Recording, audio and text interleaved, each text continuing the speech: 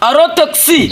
Aro Karyungu. Amakuru ari muri quartier wayamenye. Wapi? Ngariko ni mugoroba warayuri cyane. Yego rwose. Wabonye ibinyasha gifite? Aha, reka ibyo tubyihorere. Wabimenye se ko iwabo bagiye kumupimisha kwa muganga. Bagiye kumupimisha kandi atarwaye. Reka nkubwire neza.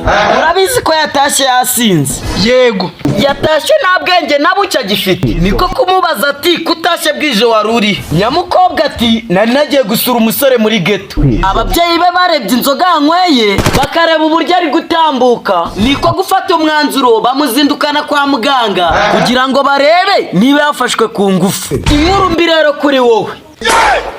Aha, ibintu byose muganga akubitaga muri microscope nk'amashoti ya Cristiano Ronaldo mwizamu basangaga ari positive.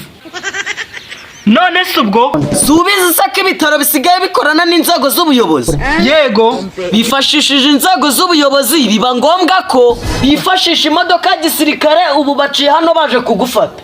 Karyungu bajya bavuga ngo umunyarwanda yaciye umugani. Aha, ngibuye ryagaragaye niribahikisha isuka. ubwo ushaka kuvuga iki? Nyine icyo nashakaga kukubwira. Karyungu nyine urakoze kumera amakuru ku gihe.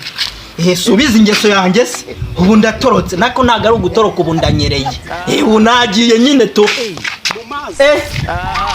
Karyungu uyu munsi birangiye ibuye ryagaragaye ryishe isuka. Ubwo ushatse kuvuga iki? Ubu bankacekare. Hanyuma nkacyakubaza ntawe iwacu nta muntu wigeze yiyahure. Iwanyu bari yahuye se?